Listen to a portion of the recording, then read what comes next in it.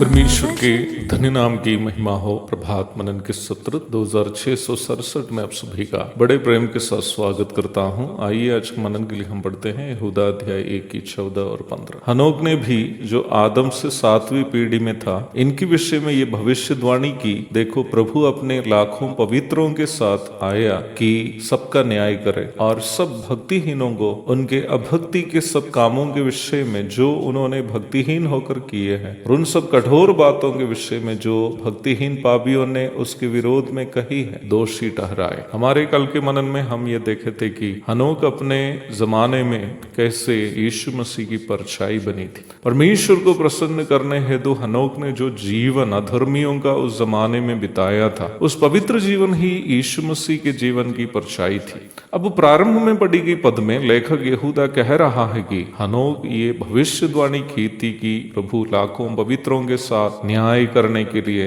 आने वाला है, ताकि भक्तिहीन पापियों के सब अभक्ति के कामों के लिए उन्हें दोषी ठहराया जाए। यहाँ उपयोग किया गया पवित्र शब्द यीशु मसीह के महिमामय आगमन के दरमियान प्रभु के संग धरती की और उतर आने वाली कलीसिया के सदस्यों को सूचित करने वाला शब्द हो सकता है, क्योंकि यीशु मसीह के लहू से धुले गए सभी मसीह विश्वासी यीशु मसीह के पवित्रता को सौजन्य रूप में प्राप्त किए हुए लोग हैं। रोमी 3 की 24, पहला कुरिन्ती 1 की 30। परंतु यह महासंकट काल के अंत में प्रभु यीशु मसीह इसराइल के खिलाफ लड़ने वाले सभी विजातीय राष्ट्रों का न्याय करने के लिए आने वाला आगमन भी होने के कारण यहाँ उपयोग किया गया पवित्र शब्द स्वर्गदूतों को सूचित करने वाला शब्द भी होने की संभावना है, क्योंकि परमेश्वर के न्याय का काम अक्सर निभाने वाले उनके स्वर्गदूत गण ही होते हैं। दूसरा थिस्सलुनीकियों अध्याय 1 की 6 से 8 तक पढ़िएगा।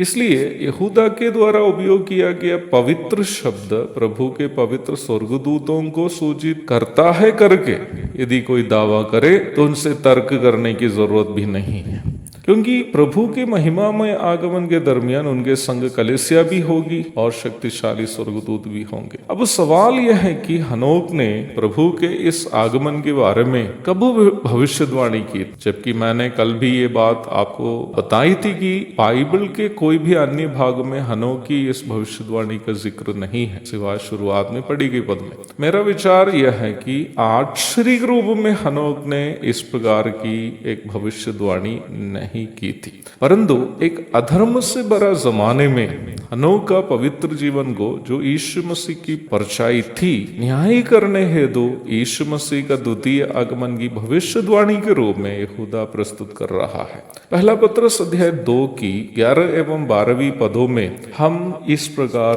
पढ़ते हैं, हे प्रियो, मैं तुमसे विनती करता हूं कि तुम अपने आप को परदेशी और यात्री जानकर उन सांसारिक अभिलाषाओं से जो आत्मा से युद्ध करती है बचे रहो। अन्य जातियों में तुम्हारा चाल चलन भला हो, ताकि जिन जिन बातों में वे तुम्हें कुकर्मी जानकर बदनाम करते हैं, वे तुम्हारे भले कामों को देख कर उन्हीं के कारण कृपा दृष्टि के दिन परमेश्वर की महिमा करें।